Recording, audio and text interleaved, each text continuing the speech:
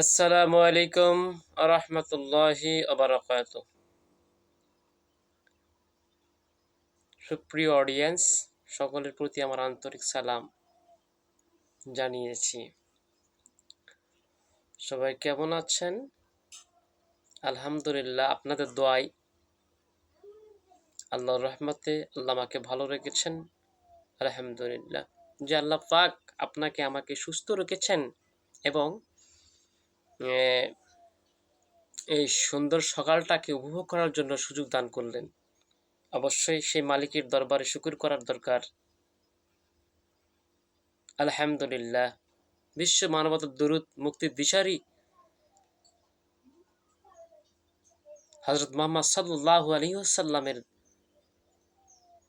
প্রতি দরুদ শরীফ সকলে পড়ছি সাল্লাল্লাহু আলাইহি ওয়াসাল্লাম। সবচেয়ে বড় কথা হইল সম্পর্কটা এমনই হওয়ার দরকার যে সম্পর্কের মধ্যে কোনো বিন্দু মাত্র কোনো স্বার্থ থাকবে না। আর যখনই সম্পর্কের মধ্যে স্বার্থ ঢুকবে বুঝতে হবে তার কোনো না কোনো উদ্দেশ্য ছিল। তো শিক্ষিত শয়তানের বরে পাওয়া মুশকিল এবং মূর্খ শয়তানের বরে পাওয়া মুশকিল। আমরা যদি শয়তানের প্রলোভনে পড়ে যদি কাউকে খারাপ কমেন্ট করি কিংবা ব্যাড কমেন্ট করি, অবভিয়াসলি বুঝতে হবে আমাদের মধ্যে সেটা ভিতরে কাজ করতেছে। বাট ইভেনিং আমি লক্ষ্য করি অনেকে লাইভে আছে যারা অনেক কিছুই বুঝান। প্রিয় ভাই, আমরা বুঝি, আমরা প্রবাসী মানুষ, আমার মানুষের মধ্যে চলাফেরা করে অভ্যাস হয়েছে আমাদের।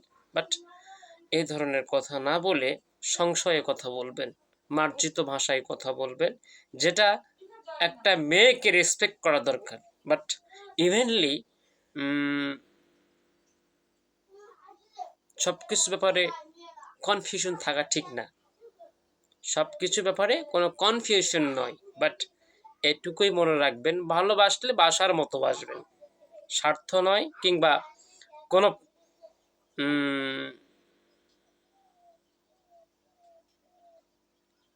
কিছুতেই বিলিভ করা ঠিক নয়। আল্লাহ হাফেজ, ভালো থাকবেন, সুস্থ থাকবেন এবং নিরাপদে থাকবেন। টেক কেয়ার, আল্লাহ হাফেজ।